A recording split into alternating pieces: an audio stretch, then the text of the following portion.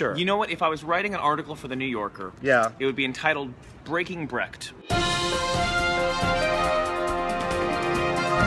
Oh, why, hello, it is us, Andrew. I'm about to see Richard Maxwell's new show, The Evening. Richard Maxwell is known for doing interesting work, challenging post-theater, if you will. Almost kabuki, experimental kabuki. He doesn't, not only is there not necessarily a fourth wall, but there's no walls. A second, or a third either. There are no walls. Supposedly, he wrote this show while his father was dying.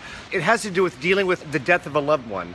There's 3 characters in the show. Each character represents a different way of dealing with death. Stars Jim Fletcher, which we love. Love Jim. For the most part, when Richard Maxwell hits the spot, it's out of the ballpark. I have seen a couple of his shows that left you scratching your head. Richard Maxwell, The Evening. That sounds great.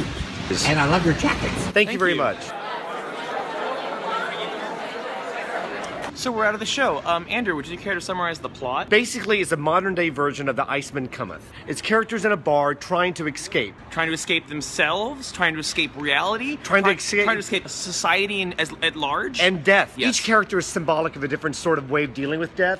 One is anger, one's escapism, and the other one is to flee the situation. Every detail is there for a reason. Yes, because there are very few of them. Sure, the production design of his shows are incredibly sparse, and therefore, when you see something that seems normal, it's sort of like a super normal thing. This was a devastating production. I adore Richard Maxwell, but there's something about this that has a certain level. He has reached an apotheosis hitherto unknown in his body of work. He almost writes plays beyond plot. He has a brutally unreal realism. His work is often about the way people communicate and the way people fail to communicate, and oftentimes it seems as though the actors are reading off teleprompters or as if they haven't rehearsed at all, and it lends his work this beautifully surreal quality that seems on the surface quite fake, but it actually gets to something really honest and beautiful and true. He's done great work in the past, but this one's light years beyond anything I've seen him do. If an episode of The Sopranos, instead of being a hit television show, was actually an installation of art at the MoMA. Obviously, 2 green lights. Absolutely. For The Evening at the Kitchen.